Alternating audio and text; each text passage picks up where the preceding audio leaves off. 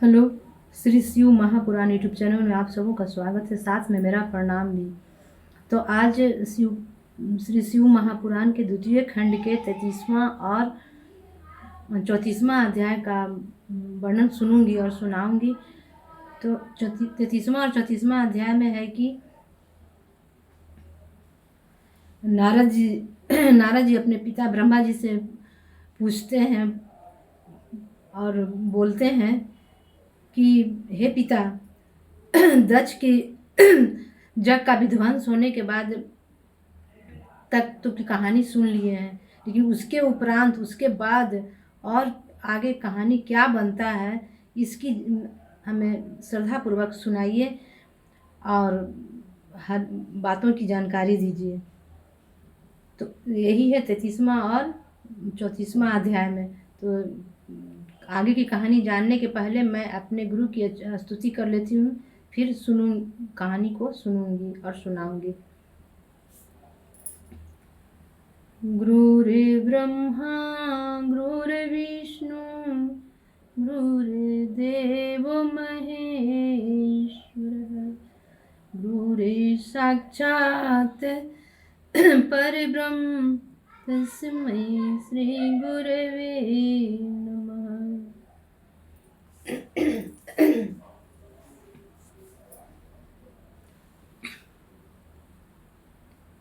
33वां अध्याय। सूर्य जी ने कहा, हे ऋषियों, इतनी कथा सुनकर देवर्षि नारद जी पितामह ब्रह्मा जी से बोले, हे पिता, दक्ष के जग विध्वंस का वृतांत तो मैंने सुना। अब आप कृपा कर विस्तार पूर्वक यह बताइए कि जग नष्ट हो जाने के उपरांत क्या घटना घटित हुई। यह सुनकर ब्रह्मा जी ने शिव जी के श्री चरणों का ध्यान करने के उपरांत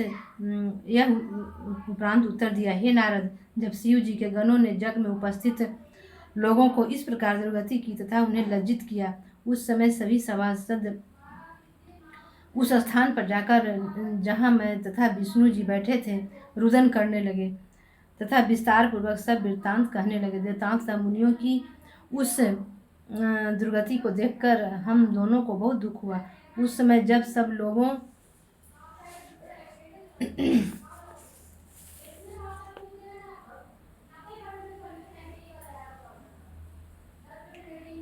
लोगों ने त्राही माम की पुकार की, तब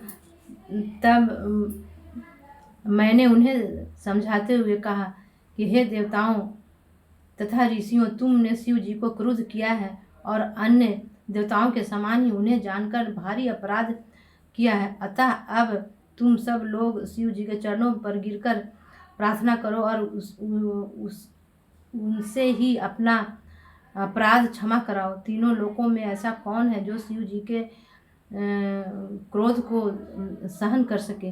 भगवान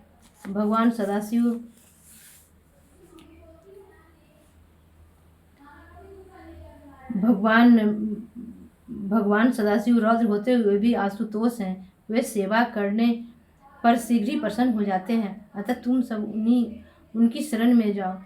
तुम सब शिव जी के बिना जग में अपना भाग लेना चाहते थे, उसी का फल तुम्हें प्राप्त हुआ। जो लोग शिव जी के शत्रु बनकर सुख की प्राप्ति की कामना करते हैं, उनका अंत ऐसा ही होता है। जो शिव जी क्षण भर में ही संपूर्ण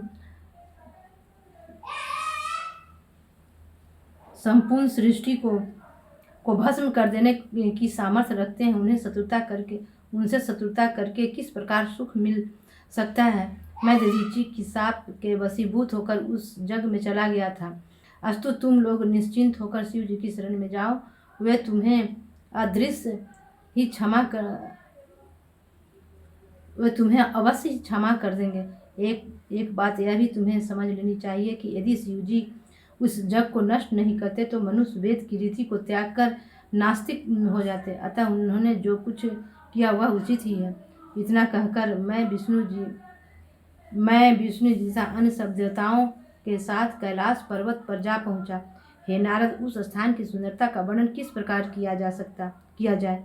वहां पहुंचकर किसी को किसी प्रकार की चिंता और शोक नहीं रहता। वहां चारों ओर सुंदर फुलवारी लगी हुई है, जहाँ भांति भांति के सुंदर पुष्प तथा फल वृक्षों पर सुशोभित है। कैलाश के आगे हम सब ने कुबेर की अलकापुरी को देखा। फिर उस पवित्र वट वृक्ष को देखा जिसके नीचे भगवान शिव शंभु बैठे हुए थे। जो लोग उन शिव जी के दर्शन प्राप्त करते हैं उनके धन्य भाग हैं। महाप्रभु का इतना सुंदर स्वरूप था कि उनका वर्णन नहीं किया जा सकता। उनका शरीर अत्यंत कांतिमय था। उस समय वे वीरासन की मुद्रा में कुश के आसन पर बैठे हुए थे। तब मैंने विष्णु जी ने, दधि गुप्त ने तथा अन्य देवताओं एवं ऋषि मुनियों ने उन्हें प्रणाम करते हुए अनेक प्रकार से स्तुति की।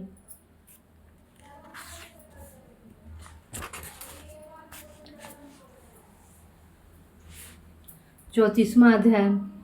देवताओं ने कहा, हे दीनबंधु भगवान सदाशिव, आप सबके रक्षक, सबके स्वामी, पर ब्रह्म तथा अपरमेय हैं। आपकी लीला को कोई भी नहीं जानता। आपकी जो इच्छा है वही होता है। हे प्रभु, दक्ष प्रजापति ने अपनी मूर्खता तथा अज्ञान के कारण आपको अपने जग में नहीं बुलाया और नास्तिक बनकर आपके भक्तों का सम्मान भी नहीं किया, जिसके कारण वे सब उसे साप देकर अपने घर को लौट गए। उसने आदि शक्ति का भी कोई सम्मान नहीं किया और उन्हें भस्म होने से नहीं रोका। देवताओं ने भी कोई हस्तक्षेप नहीं किया। अस्तु, सब लोग अपने अपने किए का फल प्राप्त कर चुके हैं। हमें आपसे कुछ नहीं कहना है, क्योंकि आप इसमें संपूर्ण दोष देवताओं का ही है। हम सब ने आपको भुला दिया था। अस्तु, अब आप हमारे अपराध क्षमा कर दें और कृपा दृष्टि से देखकर हमें निर्भय बना दें। हे स्वामी, यदि आप इस प्रकार दंड न देते तो धर्म नष्ट हो जाता, आपकी अवज्ञा होती, वेद की प्रतिष्ठा कम हो जाती तथा दक्ष का अहंकार और अधिक बढ़ जाता। अस्तु, आपने जो कुछ किया वह सर्वथा उचित है। हे नारद, देवताओं तथा ऋषि मुनियों द्वारा इस प्रकार स्तुति किए जाने पर मैंने तथा विष्णु जी ने भगवान सदाशिव की प्रार्थना करते हुए कहा, हे प्रभु, आपकी माया संपूर्ण सृष्टि को अचेत किए हुए है। आप अपनी माया के द्वारा संपूर्ण सृष्टि को भुलावे में डाले हैं और अपने तीन रूपों से संसार की उत्पत्ति, स्थिति तथा प्रलय करते हैं। हे प्रभु, इस समय हम सब आपकी शरण में आए हैं। अस्तु, आप हम सब पर कृपा कीजिए और हमें ऐसा वरदान दीजिए जिसके कारण दक्ष को पुनः जीवन प्राप्त हो। आप भृगु देवता को नेत्र प्रदान कीजिए तथा भृगु ऋषि के कलेश को दूर कीजिए। आपकी कृपा से पूषा अपने दांतों को पुनः प्राप्त करे तथा संपूर्ण देवताओं के घायल शरीर भी आरोग्य प्राप्त करे। हे नाथ, आपके जगशाला में चलने पर ही सब बात पूरी होगी। हम यह प्रण करते हैं कि भविष्य में आपके बिना कोई भी जग न होगा। हे नारद, हम लोगों की इस प्रकार स्तुति सुनकर भगवान सदाशिव अत्यंत प्रसन्न हुए और मुस्कुराते हुए बोले, हे देवताओं, हम कभी क्रोध नहीं करते तथा कल्प वृक्ष के समान सबको सुख प्राप्त कराते हैं। तुम यह निश्चय जानो कि जो प्राणी जैसा कर्म करता है उसे वैसा फल अवश्य मिलता है, क्योंकि सांसारिक प्राणी माया में फंसकर सार वस्तु के सच्चे ज्ञान को भुला बैठते हैं। दक्ष ने जो कुछ किया उसका फल उसे प्राप्त हो गया। अब हम यह वरदान देते हैं कि दक्ष बकरे का मुख पाकर जीवित हो जाएंगे, भृगु मित्र के नेत्रों से देखेंगे, पूषा जजमान के दांतों से भोजन करेंगे तथा सभी देवताओं के शरीर स्वस्थ हो जाएंगे। इतना कहकर शिव जी मौन हो गए। उस समय सब देवता प्रसन्न होकर जय जयकार करने लगे तथा यह कहने लगे कि हे प्रभु, आप अब जग में अवश्य चलें, क्योंकि आपके बिना यह जग पूर्ण न होगा। आप कृपा कर अपने भाग को स्वीकार कीजिए। इस प्रकार देवताओं ने जब प्रार्थना की तो शिव जी ने प्रसन्न होकर जग में चलना स्वीकार कर लिया। उस समय सबको अत्यंत आनंद प्राप्त हुआ। जिस समय शिव जी जगस्थल की ओर चले उस समय की शोभा यह थी कि कोई देवता शिव जी पर चंवर डुलाता था, कोई छत्र लिए चल रहा था और कोई उनकी महिमा का वर्णन कर रहा था। आज की वाणी में अपने गुरु के चरणों में विराम देती हूँ और आगे की कहानी 35वां अध्याय 36वां अध्याय में अगले एपिसोड में सुनूंगी और सुनाऊंगी।